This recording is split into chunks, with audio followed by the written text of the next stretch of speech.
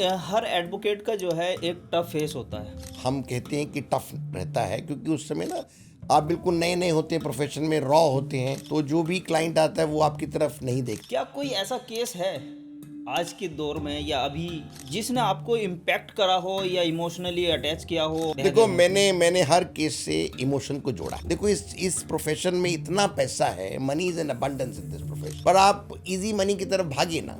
आप क्लाइंट को सच्चाई बताएं कि भाई ये तेरा किरदार है और तू यहाँ खड़ा है। देखो, अकाउंटेबिलिटी तो सिस्टम की होती है, वकील की कोई अकाउंटेबिलिटी नहीं। ठीक है। वकील को ट्रांसपेरेंसी रखनी पड़ती है। वकील की अकाउंटेबिलिटी तभी हो सकती है जब वो झूठ बोल रहा हो। आपके अकॉर्डिंग स्ट्रॉन्ग बार लीडरशिप क्या होती है? स्ट्रॉन्ग बार लीडरशिप होती है जो अपने सभी साथियों का ख्याल रखे और उनकी जरूरतों में उनके साथ खड़ा रहे।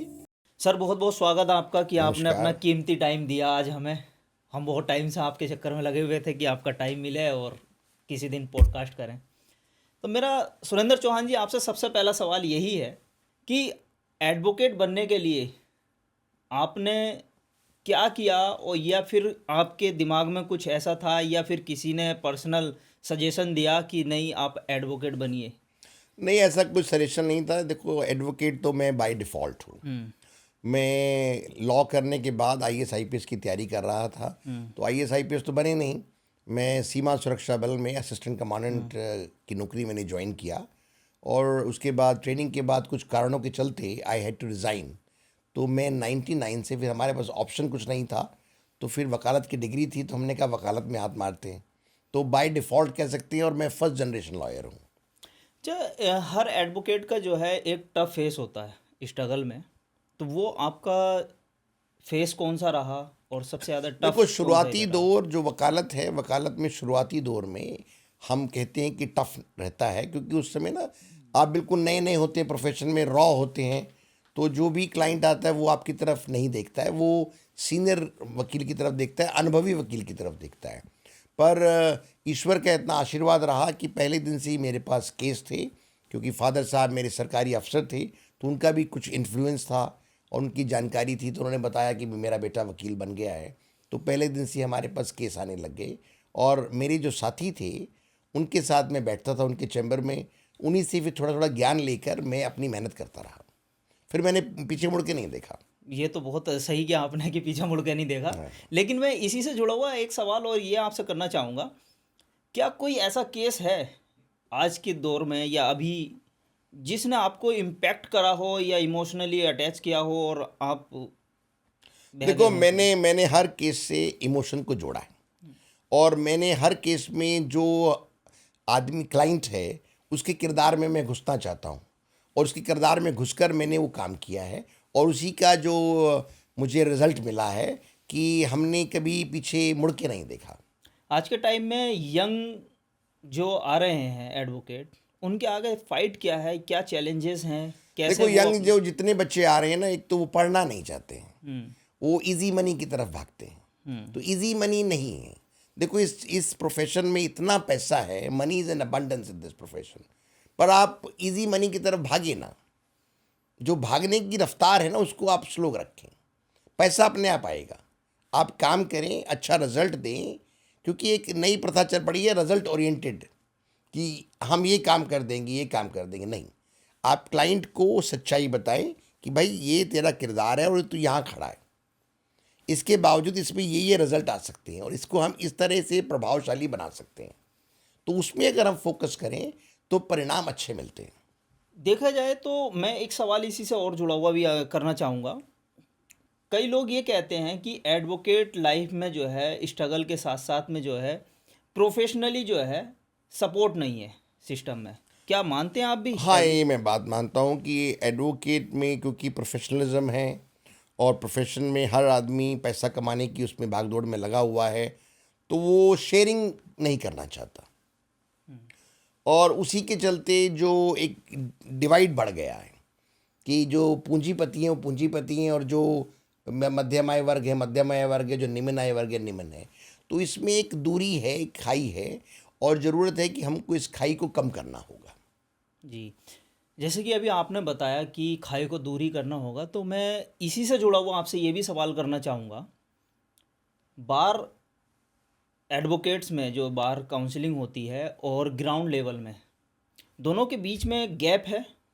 हाँ, थोड़ा गैप है। देखो, हमारी जो बार बॉडीज़ हैं, वो बार बॉडीज़ का जो हमारा जो काम रह गया है, केवल और केवल अभी कोर्ट में संचालन ठीक रहे, पार्किंग सुविधा सही रहे, टॉयलेट्स का सिस्टम सही रहे, वकीलों के लिए कैफेटेरिया अच्छा हो, हम उसी तक सीमित रह गए हैं। हमने अच्छी अच्छी लाइब्रेरी नहीं बनाई, हमने अच्छे अच्छे गैजेट्स को उपलब्ध नहीं कराया, हमने जितने भी हमारी यंगर जनरेशन है उनके लिए रेगुलर इंटरवल्स पे हमने अच्छे अच्छे हमारे जितने सीनियर साथी हैं, वकील साहिबान हैं, जजेस हैं, उनके लिए हमने इंटरेक्शन क्लासेस शुरू नहीं की।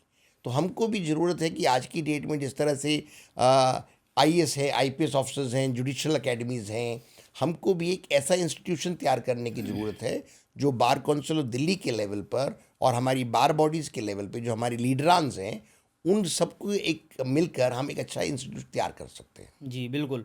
सर, ट्रांसपेरेंसी और अकाउंटेबिलिटी में देखा जाए तो आपका स्टैंड क्या होगा दोनों के बीच?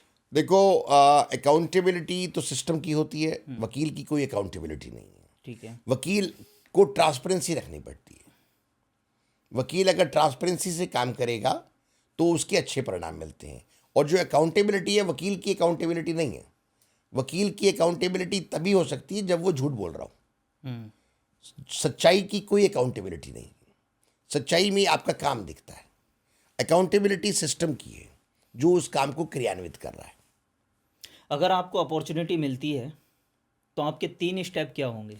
अगर मेरे साथियों ने मुझे बार काउंसिल ऑफ दिल्ली में अपना नुमाइंदा बना के भेजा, तो सबसे पहले तो मैं यंगर जनरेशन को एक विश्वास दिलाता हूं कि आते ही सबसे पहले 6 महीने के अंदर हम एक ऐसा मैकेनिज्म तैयार करेंगे जिससे कि नए यंगर जनरेशन को मिनिमम 15 से 20,000 रुपीज़ तक का स्टाइपेंड मिले। दूसरा, हम अच्छे अच्छे कैफेटेरिया और अच्छी अच्छी लाइब्रेरीज़ का हर कोर्ट में, परिसर में ऑलरेडी जो एग्जिस्टिंग लाइब्रेरीज़ हैं उनको अपग्रेड करेंगे और उसमें एआई टूल्स, रिसर्च इंजन और उसको और बेहतरीन बनाने की कोशिश करेंगे।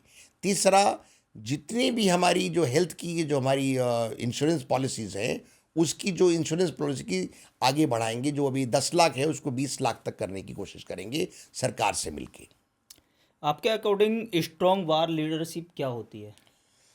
स्ट्रॉन्ग बार लीडरशिप होती है जो अपने सभी साथियों का ख्याल रखे और उनकी ज़रूरतों में उनके साथ खड़ा रहे, और अगर कोई अन्याय हो रहा है साथियों के साथ, अन्याय के खिलाफ आवाज़ उठाए।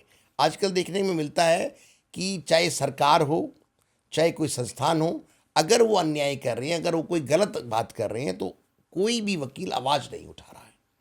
स्ट्रॉन्ग लीडरशिप इज उसके खिलाफ आवाज़। हमारा काम क्या है? हमारा काम है न्याय के विरुद्ध अगर कोई कार्य हो रहा है, हम अन्याय को नहीं सहेंगे। अगर हम अन्याय को देखकर भी चुपचाप बैठे हैं तो हम फिर स्ट्रॉन्ग लीडरशिप की क्या कवायद करेंगे? आपने अभी जिक्र किया था कि एआई टेक्नोलॉजी को आप बढ़ावा देंगे, तो कैसे आप इसमें एआई टेक्नोलॉजी को आगे बढ़ावा दे सकते हैं? देखो, आजकल आर्टिफिशियल इंटेलिजेंस में अच्छे अच्छे इंजन्स हैं, जेमिनी है, चैट जीपीटी है। इनमें अगर हम पॉजिटिव आउटपुट दें और उस पॉजिटिव आउटपुट इनपुट दें तो आपको पॉजिटिव आउटपुट मिलती है। और उस आउटपुट को अगर अच्छे रिसर्च इंजन के साथ जोड़ा जाए, हमारी देखो लॉ हर सब्जेक्ट पे ऑलमोस्ट सेटल्ड है। पिछले 77 सालों में अगर आप पूरा देखिए हमारी जो इंडियन जुडिशरी का सफ़र है, तो लॉ हर सब्जेक्ट पर ऑलमोस्ट सेटल्ड है। तो उस सेटलमेंट में जो भी हमारी पुरानी पुरानी जजमेंट्स हैं, रिसर्च इंजन के थ्रू हम आर्टिफिशियल इंटेलिजेंस की उसमें इनपुट डालें और उसकी पॉजिटिव आउटपुट ले सकते हैं।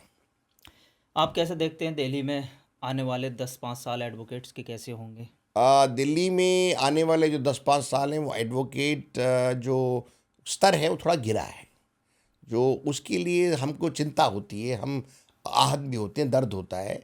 ज़रूरत है कि हम अच्छे अच्छे जो हमारे जो विद्वान वकील रहे हैं, हम आने वाले वकीलों को भी उसी तरीके से तैयार करें।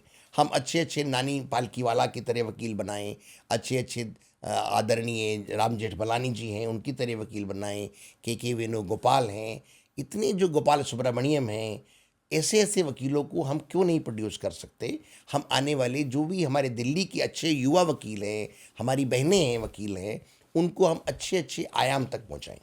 आपके लिए सक्सेस क्या है?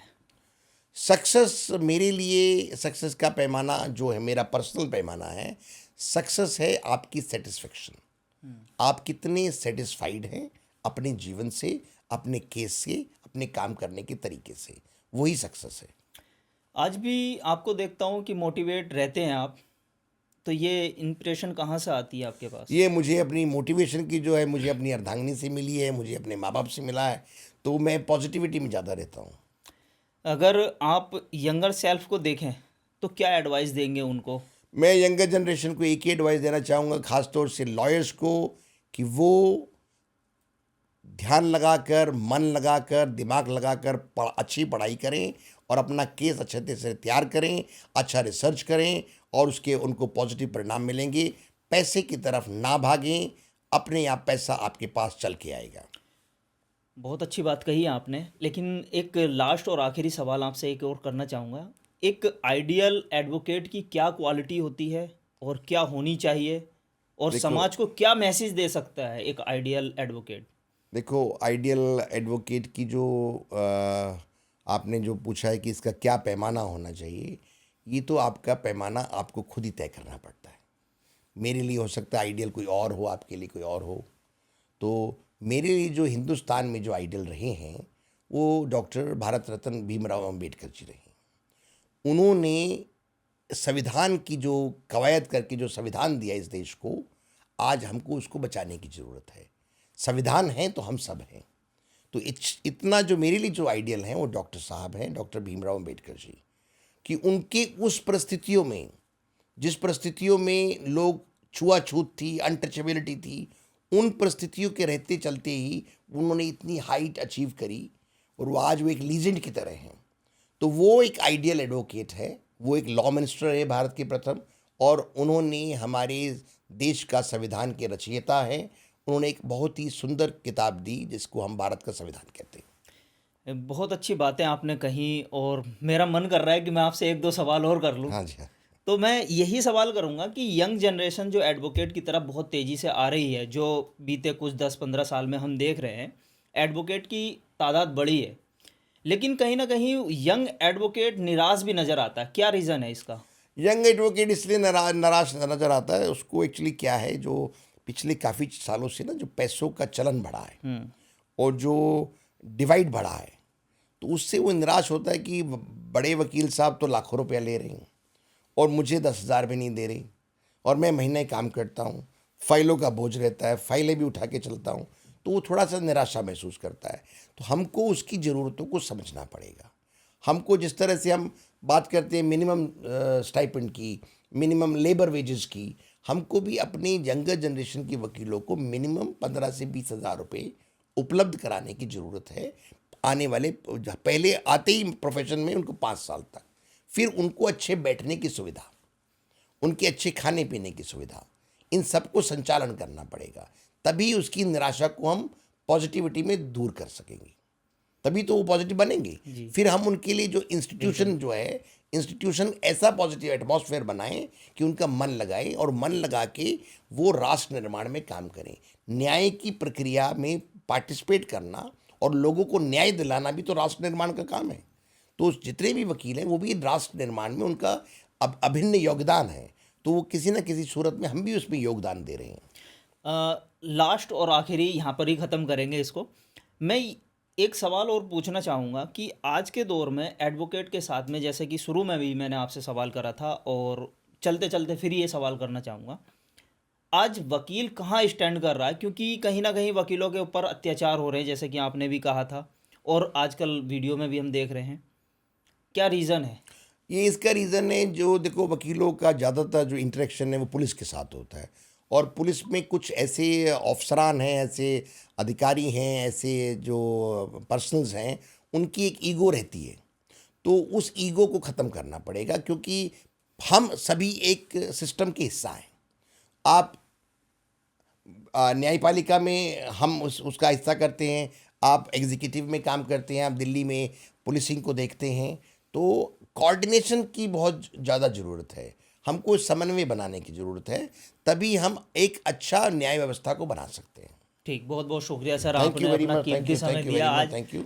मैं एक ही बात कहना चाहूँगा अपने साथी दर्शकों से कि 21, 22, 23 फरवरी को दिल्ली बार कौंसिल के चुनाव हैं हाई कोर्ट के प्रांगण में, और आप मुझे अपना प्रथम या सर्वोत्तम मत देकर अपना नुमाइंदे के रूप में दिल्ली बार कौंसिल का सदस्य चुनें। धन्यवाद, थैंक यू वेरी मच।